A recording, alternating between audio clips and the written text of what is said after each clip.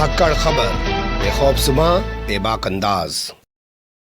धाकड़ खबर में आपका स्वागत है। मैं आपके साथ हूं अकरम रेस खान। शुक्रवार का दिन था। उत्तर प्रदेश के अलीगढ़ में कुछ लोग यति नरसिम्हानंद के खिलाफ प्रोटेस्ट करते हुए सड़कों पे उतरे। उन्होंने राष्ट्रपति के नाम एक ज्ञापन भी सौंपा, लेकिन उसी दौरान एक तस्वीर उभरी कि एक दरोगा गाली गलौज करने लगा इस बात पर कि यति नरसिम्हानंद के फोटो को चप्पल से, जूते से क्यों मारा गया है। ये खबर धाकड़ खबर आपके सामने रख चुका है। इस मामले में हमने खबर रखते हुए सवाल उठाया था कि आखिर इस पुलिस वाले के खिलाफ कोई एक्शन क्यों नहीं लिया गया है, या इस पूरे मामले में क्या किसी बड़े अधिकारी से शिकायत की गई है या नहीं। इस मामले में अब खबर आ रही है कि एसएसपी से इस पूरे मामले की शिकायत कर दी गई है। तो पहला सवाल यही होता है कि कौन है शिकायत करने वाले।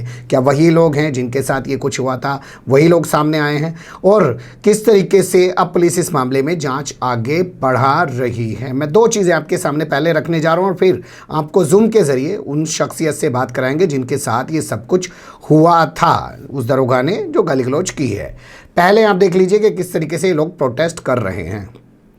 सस्पेंड करो, सस्पेंड करो, सस्पेंड करो, श्रवण कुमार को सस्पेंड करो, सस्पेंड करो, सस्पेंड करो। पुलिस प्रशासन मुर्दाबाद, मुर्दाबाद, मुर्दाबाद। पुलिस प्रशासन मुर्दाबाद, मुर्दाबाद, मुर्दाबाद। श्रवण कुमार को सस्पेंड करो, सस्पेंड करो, सस्पेंड करो। सुन लिया आपने। दरोगा का नाम श्रवण यादव बताया जा रहा है। इसके खिलाफ प्रोटेस्ट किया जा रहा है, इसकी गिरफ्तारी की मांग की जा रही है। इस मामले में पुलिस का क्या कहना है वो भी आपके सामने रख देते हैं, उसे भी सुन लीजिए। राधा पत्र लेके आए थे। राजा, क्या मामला है? देखिए, कल 3 बजे जमालपुर ईदगाह पर AIM और उनके कुछ लड़कों द्वारा एक ज्ञापन दिया गया था। ज्ञापन देते समय उनकी पुलिस से कोई नोकझोंक हो गई थी। उसी बात को लेकर आज राजा भैया पूर्व छात्र AMU, ये राष्ट्रीय लोकदल के नेता भी हैं, इन्होंने 4 लोगों के साथ आकर एक प्रार्थना पत्र दिया है। इसकी जांच करके आवश्यक कार्रवाई की जाएगी। कौन सा थाने के लिए? ये थाना सिविल लाइन क्षेत्र का मामला है। पुलिस अधिकारी का बयान भी आपने सुन लिया। उन्होंने कहा कि हमें एक जो है पत्र प्राप्त हुआ है, RLD के वो नेता हैं, AMU के पूर्व छात्र नेता हैं, तमाम तरीके की चीज़ें वो बताते हुए कह रहे हैं कि इस मामले की जांच की जा रही है, पुलिस से उनकी कोई हॉट टॉक हुई है, ये तमाम चीज़ें वो कह रहे हैं। लेकिन अब चलते हैं सीधे मुद्दई के पास, क्योंकि जिनके साथ ये हुआ है उन्हीं की ज़बानी जान लेते हैं कि आखिर दरोगा श्रवण यादव इतने अग्रेसिव क्यों हो गए। तो हमारे साथ जूम पर जुड़ रहे हैं राजा भैया जी। राजा भैया जी, क्या दिक्कत थी आखिर? दरोगा जी एकदम क्यों इतने अग्रेसिव हो गए आपके ऊपर? जुमे के दिन जो प्रोटेस्ट हुआ था जमालपुर ईदगाह पर, शांतिपूर्वक प्रोटेस्ट था। रोड पे भी लोग नहीं थे, साइड में लोग खड़े हुए थे। तो जैसे ही हम लोगों को सूचना मिली तो हम भी पहुंचे। तो वहां पे प्रोटेस्ट हो रहा था, बड़े शांतिपूर्वक था। तो मैंने वहां पे ये कहा, मैंने कहा ऐसा है, जिसके खिलाफ हम प्रोटेस्ट कर रहे हैं, नरसिम्हानंदन के खिलाफ, वो राष्ट्रपति को देशद्रोही बताता है, वो हिंदुस्तान में 2 धर्मों को बांटने का काम करता है। तो इतना शांतिपूर्वक क्यों है? इसके पोस्टर पर चप्पल मारनी चाहिए, इसके पोस्टर पर जूते मारने चाहिए।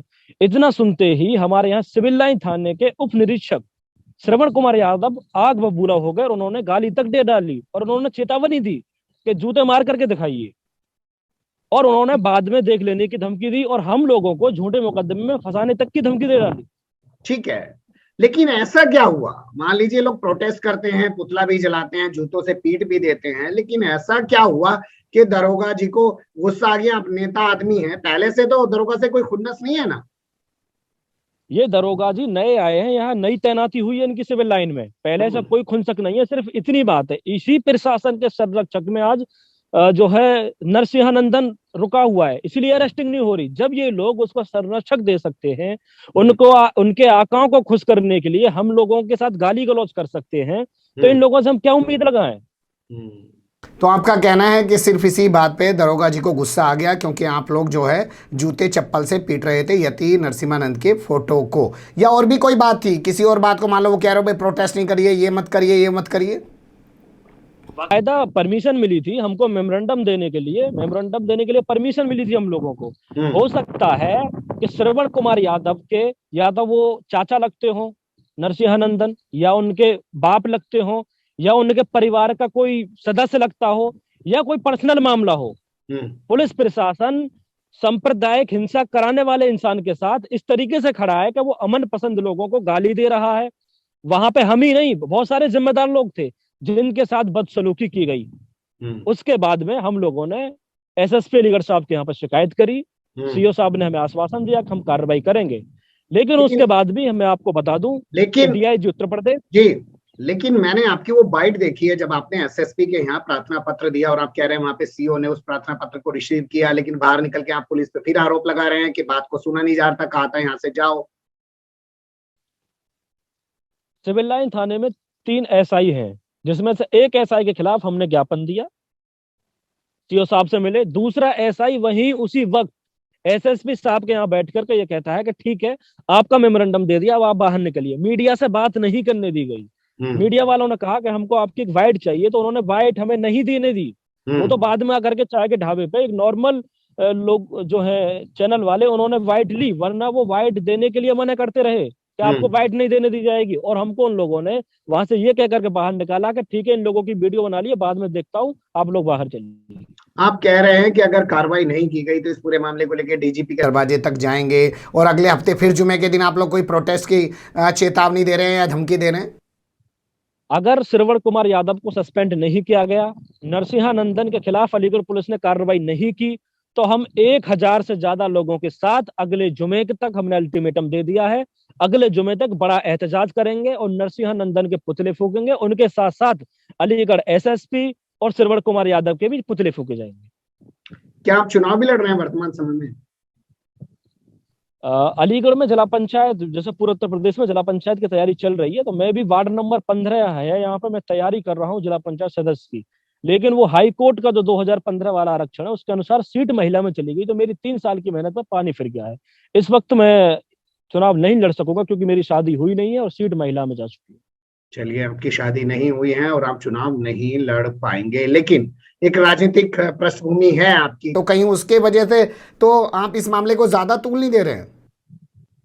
मैं कहाँ तूल दे रहा हूँ, बस उसने गाली दी हम लोगों को। मैं तो अपनी जो है, जो मेरी पीड़ा है, जो मेरे साथ उन्होंने व्यवहार किया है, गलत भाषा का इस्तेमाल किया है, मैं तो अपना इंसाफ मांगने गया हूँ। मैं कोई तूल नहीं दे रहा हूँ। तूल देने का काम प्रशासन का है, प्रशासन कर रहा है, जबकि प्रशासन को शांति व्यवस्था बनाए रखने की जिम्मेदारी दी गई है। लेकिन प्रशासन वहां पर लोगों को इस तरीके से एग्रेसिव कर रहा है कि आप मार करके दिखाइए, आप मार करके दिखाइए। अगर कोई वहां पर मार भी देता या मैं ही मार देता तो यकीनन मैं बड़ी जिम्मेदारी के साथ कह सकता हूँ, इंस्पेक्टर वहां पे सब लोगों के साथ मारपिटाई करता, क्योंकि हम लोगों से ज्यादा वहां प्रशासन अपनी फोर्स लेकर के खड़ा था। ठीक है, आप सही और इशारा भी कर रहे हैं कि शायद पुलिस का आप लोगों को उकसाने का तरीका था, आप लोग गुस्सावे में आके कुछ करते और फिर उसके बाद जो तांडव होता है वो तो सब जगह दिखाई देता है। तो आप लोग कह रहे हैं कि इसकी लड़ाई लड़ते रहेंगे, तो कब तक ये सिलसिला जारी रहेगा?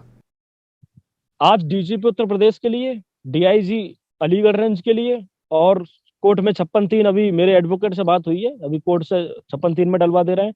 बाकी डीजीपी उत्तर प्रदेश के लिए वो सीडी निकलवा करके, जिसमें वो गाली गलौज और इतनी शानदार भाषा का प्रयोग कर रहा है जो पुलिस प्रशासन ने उनको सिखाई है, इनके डिपार्टमेंट ने जो इनको सिखाई है, पूरा निकलवा के सीडी में उनको फैक्स करवा दिया है और मेल भी हम लोग कर दिए हैं। 56-3 में अभी आपके यहाँ से हटने के बाद मैं पहुंचूंगा, 1 घंटे बाद 56-3 में कोर्ट में मुकदमा दर्ज करवाना है। चलिए, बहुत शुक्रिया, आपने वक्त दिया। फिर आपसे आगे की कार्रवाई जो भी आपकी रहेगी उसके लिए जुड़ने की कोशिश करेंगे। बहुत शुक्रिया।